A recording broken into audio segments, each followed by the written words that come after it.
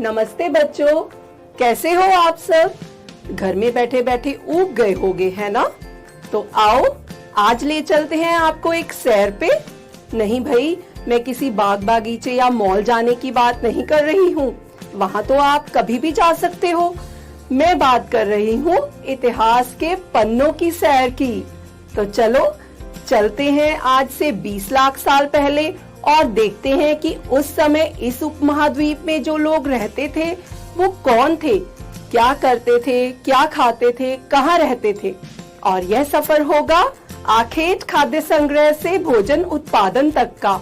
और यही है हमारे आज के अध्याय का नाम।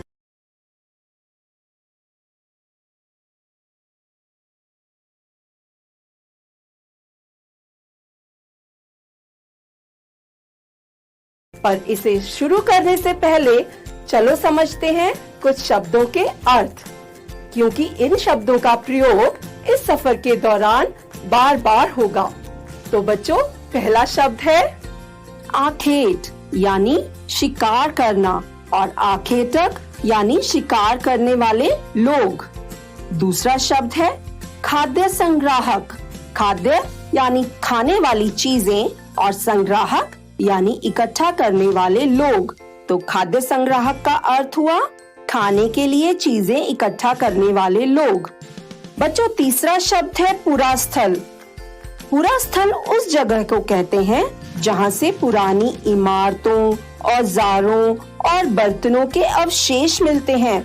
अवशेष यानी जो बचे रहे या बाकी रह गए।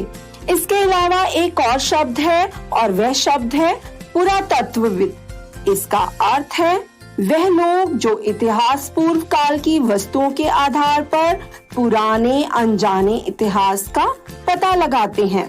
बच्चों, सबसे पहले मैं आपको बता दूं कि जो लोग इस उपमहाद्वीप में 20 लाख साल पहले रहा करते थे उन्हें आखेटक खाद्य संग्राहक कहा जाता है, क्योंकि खाने के लिए वह जंगली जानवरों का शिकार करते थे और फल फूल, दाने, पौधे, पत्तियां, अंडे आदि इकट्ठा करते थे।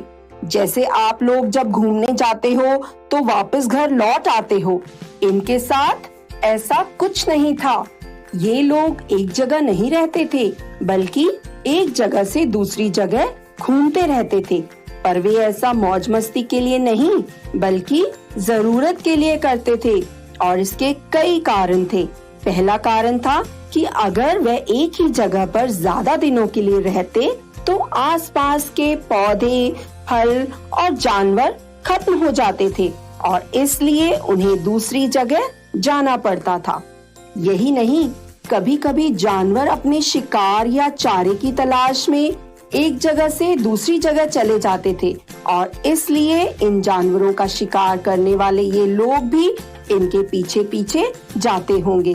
बच्चों, यह तो आप सब जानते ही होंगे कि पेड़ पौधों में फल फूल अलग अलग मौसम में आते हैं और इसलिए यह लोग भी मौसम के अनुसार फल फूल की तलाश में दूसरे इलाकों में जाते होंगे। बच्चों, आप मानते हो ना कि पानी के बिना जिया नहीं जा सकता, इसलिए ये लोग भी नदियों, झरनों, झीलों आदि के पास रहते थे। पर कुछ नदियों और झीलों का पानी सूख जाता था और यहाँ रहने वाले लोगों को पानी की तलाश में दूसरी जगह जाना पड़ता था। अब आपके दिमाग में आ रहा होगा कि हमें यह सब कैसे पता चला? तो बच्चों, यह काम पुरातत्वविद करते हैं। अब वे कौन होते हैं ये मैं आपको पहले ही बता चुकी हूँ। पुरातत्वविदों को कुछ ऐसी चीजें मिली हैं जिन्हें आखेटक संग्राहक इस्तेमाल करते थे और ये चीजें हैं पत्थरों के औजार। हो सकता है कि लोगों ने हड्डियों और लकड़ियों के औजार भी बनाए हों, पर समय के साथ वह नष्ट हो गए हों। बच्चों, इन औजारों के आधार पर पुरातत्वविदों ने काफी कुछ पता लगाया है। उनके अनुसार वह लोग इन औजारों का प्रयोग फल फूल काटने, हड्डियां और मांस काटने, पेड़ों की छाल और जानवरों की खाल उतारने के लिए करते होंगे। कुछ औजार लकड़ी काटने के लिए भी प्रयोग किए जाते होंगे अब ये लोग कहाँ रहते थे? जैसा मैंने पहले भी बताया कि ये लोग नदियों, झीलों और झरनों के आसपास रहते थे और रहने के लिए गुफाएं और कंदराएं ढूंढ लेते थे ताकि वे तेज धूप, बारिश और तेज हवाओं से बच सकें।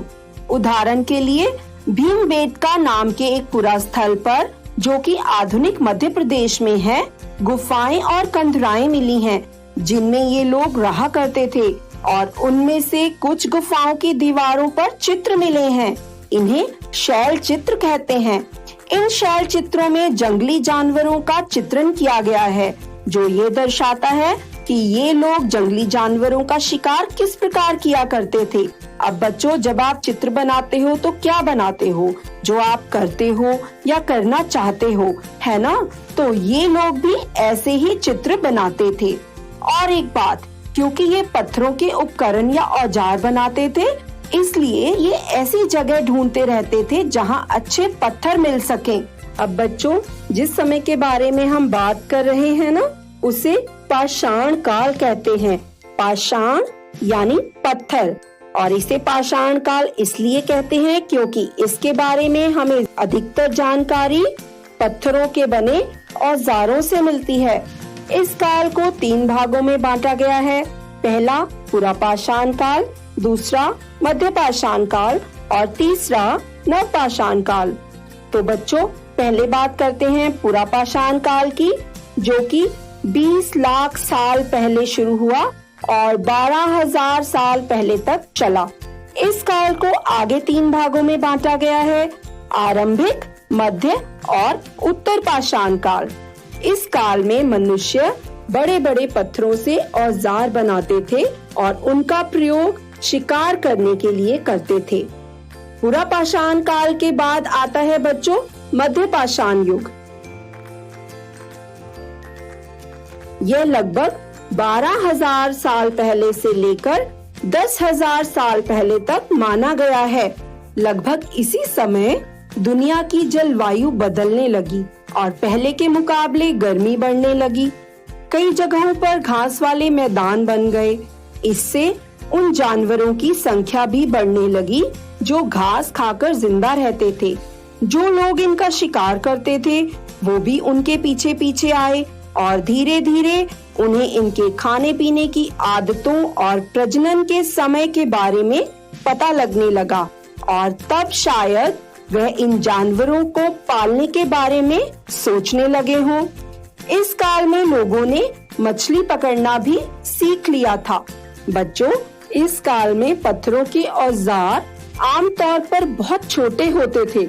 उन्हें माइक्रोलिथ यानी लघु पाषाण कहते हैं और क्योंकि यह छोटे होते थे, इन औजारों में हड्डियों या लकड़ी के मुट्ठे लगे होते थे ताकि इन्हें आसानी से पकड़ा जा सके। पर बच्चों, इसका मतलब यह नहीं कि पहले जैसे औजार बनना बंद हो गए थे, बल्कि इसका मतलब यह है कि इंसान ने नए नए और बेहतर औजार बनाना सीख लिया था।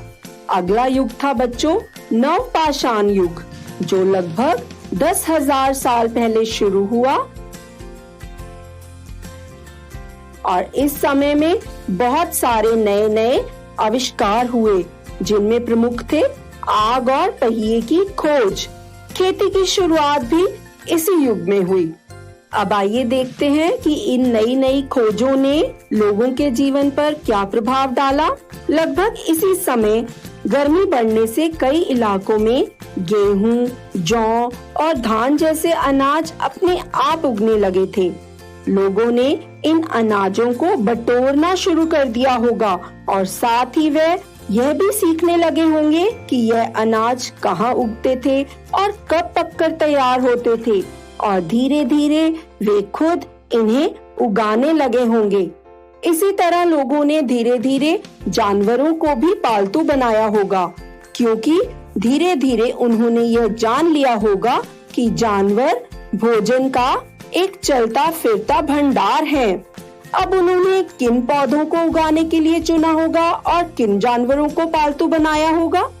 तो बच्चों, सीधी सी बात है, लोगों ने उन्हीं पौधों को चुना होगा जिनके खराब होने की कम संभावना हो, जिनसे बड़े दाने वाले अनाज पैदा होते हों, जिनके दानों को फिर से उगाने के लिए सुरक्षित रखा जा सके। और अगर हम जानवरों की बात करें तो जाहिर है उन्होंने उन्हीं जानवरों को पालतू बनाया होगा जो ज्यादा खतरनाक न हो। आज भी आपने देखा होगा कि जंगली जानवरों की तुलना में पालतू जानवरों के दांत और सींग छोटे होते हैं। बच्चों, क्या आपको पता है कि सबसे पहले इंसान ने किस जानवर को पालतू बनाया था? तो वह जानवर था जंगली कुत्ता। और आज भी कुत्ता सबसे ज्यादा पाला जाने वाला जानवर है। तो बच्चों, देखा आपने किस तरह लोग पौधे उगाने लगे, जानवर पालने लगे और पौधों और जानवरों की देखभाल के लिए उन्हें काफी समय तक एक जगह रहना पड़ा और साथ ही उगाए हुए अनाज को खाने और बीज के लिए संभाल कर रखने के लिए उनके भंडारण की बात सोचने लगी। बच्चों, भंडारण का मतलब होता है इकट्ठा करके रखना। अब इसके लिए उन्होंने मिट्टी के बड़े बड़े बर्तन बनाए, टोकरियां बुनी या फिर जमीन में गड्ढे खोदकर अनाज को रखना शुरू किया। तो बच्चों, देखा आपने किस तरह आखेटक संग्राहक से मनुष्य किसान और पशुपालक बन गया और इसके साथ ही शुरू हुई बसने की प्रक्रिया और मनुष्य स्थायी जीवन जीने लगा, यानी एक जगह रहने लगा। और यह प्रक्रिया पूरी दुनिया में धीरे धीरे चलती रही।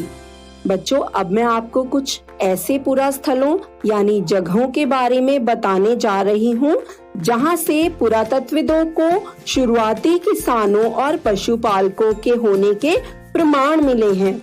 जिनमें से कुछ पुरास्थल हैं मेहरगढ़, बुरज़होम और चिरांद। कुछ पुरास्थलों पर झोपड़ियों और घरों के निशान मिले हैं, जैसे कि बुरज़होम नामक पुरास्थल पर, जो कि वर्तमान कश्मीर में है, जमीन में कई गड्ढे पाए गए हैं जिन्हें गर्तवास कहते हैं। इनमें उतरने के लिए सीढ़ियां होती थी।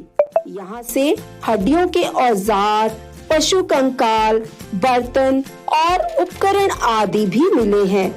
इसी के साथ झोपड़ियों के अंदर और बाहर आग जलाने की जगहें भी मिली हैं। बहुत सारे पुरास्थलों पर पत्थर के औजार भी मिले हैं जिनकी धार पैनी है और उन पर पॉलिश भी चढ़ाई गई है। वहाँ कुछ हड्डियों से बनाए गए औजार भी मिले हैं। कई जगहों से जले हुए अनाज के दानों के अवशेष मिले हैं, जिससे पता चलता है कि वहाँ बहुत सारी फसलें उगाई जाती होंगी। यही नहीं, ओखली और मूसल जैसे उपकरण भी मिले हैं जिन्हें अनाज पीसने के लिए प्रयोग किया जाता होगा। औजारों और उपकरणों के अलावा इन जगहों से कई प्रकार के मिट्टी के बर्तन मिले हैं जिन्हें पहले चीजें रखने के लिए इस्तेमाल किया जाता होगा और धीरे धीरे लोग उनका प्रयोग खाना बनाने के लिए भी करने लगे होंगे। इस युग में लोग कपड़ा भी बुनने लगे थे और इसके लिए कपास जैसे पौधे उगाए जाने लगे। पर बच्चों, यह सारे परिवर्तन सब जगह एक साथ नहीं आए। जहां लोग कुछ इलाकों में खेती और पशुपालन करने लगे थे, वहीं कुछ ऐसी जगहें भी थी जहां लोग अभी भी शिकार और चीजें इकट्ठा करके गुजारा कर रहे थे। बच्चों, अब मैं आपको नवपाषाण युग के एक महत्वपूर्ण पुरास्थल के बारे में विस्तार से बताऊंगी और वह पुरास्थल है मेहरगढ़। मेहरगढ़ बलूचिस्तान में बोलन नदी के किनारे एक हरा भरा मैदानी क्षेत्र है। माना जाता है कि सबसे पहले खेती इसी क्षेत्र में शुरू हुई। यहाँ लोग जौ और गेहूं उगाते थे। यहाँ भेड़ बकरियों, हिरण और सूअर जैसे जानवरों की हड्डियां भी मिली हैं, जिनसे यह पता चलता है कि ये लोग इन पशुओं को पालते थे। मेहरगढ़ से घरों के अवशेष भी मिले हैं, जिनसे पता चलता है कि यहाँ घर चौकोर और आयताकार थे। हर घर में 4 या उससे ज्यादा कमरे थे। हो सकता है कुछ कमरे भंडारण के काम आते होंगे। यहाँ के लोगों का मानना था कि मृत्यु के बाद जीवन होता है और इसलिए वे कब्रों में मरे हुए लोगों के साथ कुछ सामान भी रखते थे। वहाँ पर मिली एक कब्र में एक मृतक यानी मरे हुए आदमी के साथ एक बकरी को भी दफनाया गया था। शायद उसे मृतक के खाने के लिए रखा गया होगा। बच्चों, अब हम देखते हैं पाषाण युग के कुछ पुरास्थल। सबसे पहले हमारे पास है भीमबेटका, इसके बाद हुंसगी और कुरनूल गुफाएं। अब नजर डालते हैं मध्य पाषाण युग के कुछ पुरास्थलों पर। इनमें से प्रमुख हैं ब्रह्मगिरी और आदि चन्नलूर। और अब देखते हैं नवपाषाण युग के पुरास्थल। बच्चों, आप मेहरगढ़ के बारे में तो जान ही चुके हो। इसके अलावा महागढ़ा, बुर्जहोम और चिरांद भी नवपाषाण युग के पुरास्थल हैं। मानचित्र में इनाम गांव देख रहे हैं, तो बच्चों ये है एक आरंभिक गांव। इसके अलावा यहाँ आधुनिक नगर जैसे मुंबई और कोलकाता भी दिखाई दे रहे हैं।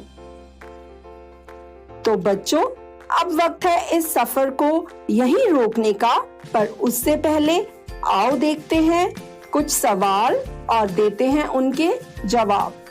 सबसे पहले हमारे पास हैं कुछ वाक्य। आपको बताना है कि ये वाक्य सही हैं या गलत। तो पहला वाक्य है, नवपाषाण युग की झोपड़ियों को गर्तवास कहते हैं। तो बच्चों, ये वाक्य गलत है, क्योंकि गर्तवास झोपड़ियों को नहीं बल्कि जमीन में गड्ढे खोदकर बनाए हुए घरों को कहा जाता है, जिनमें अंदर जाने के लिए सीढ़ियां भी होती थी। दूसरा वाक्य है, पुरापाषाण काल 20 लाख साल पहले से 12,000 साल पहले तक चला। तो बच्चों, यह वाक्य भी बिल्कुल सही है। अब आइए देखते हैं तीसरा वाक्य। नवपाषाण युग के औजारों को माइक्रोलिथ यानी लघु पाषाण कहते हैं। तो बच्चों, यह वाक्य सही है या गलत? यह वाक्य गलत है, क्योंकि माइक्रोलिथ नवपाषाण युग के औजारों को नहीं बल्कि मध्य पाषाण युग के औजारों को कहा जाता है। चलो अब देखते हैं चौथा वाक्य। आग की खोज नवपाषाण युग में हुई। तो बच्चों, यह वाक्य बिल्कुल सही है। अब देखते हैं आखिरी वाक्य। दुनिया की जलवायु मध्य पाषाण युग में बदलनी शुरू हुई। तो बच्चों, हमने देखा कि जलवायु लगभग 12,000 साल पहले बदलनी शुरू हुई थी और यही समय था मध्य पाषाण युग की शुरुआत का। तो ये वाक्य भी है बिल्कुल सही। अब आगे चलते हैं और देखते हैं कुछ और सवाल जिनका आपको 1 या 2 शब्दों में उत्तर देना है। तो पहला सवाल है, जो लोग एक जगह से दूसरी जगह पर घूमते रहते थे उन्हें क्या नाम दिया गया है? इसका जवाब है आखेटक संग्राहक। अगला सवाल है, पुरापाषाण काल के बारे में हमें अधिकतर जानकारी किस चीज से मिलती है? तो बच्चों, इसका क्या उत्तर है? इसका उत्तर है पत्थर के औजारों से। बहुत अच्छे। आओ देखते हैं तीसरा सवाल। गुफाओं की दीवारों पर बने चित्रों को क्या कहते हैं? हाँ, उन्हें कहते हैं शैल चित्र। अब चलते हैं आगे और देखते हैं अगला सवाल।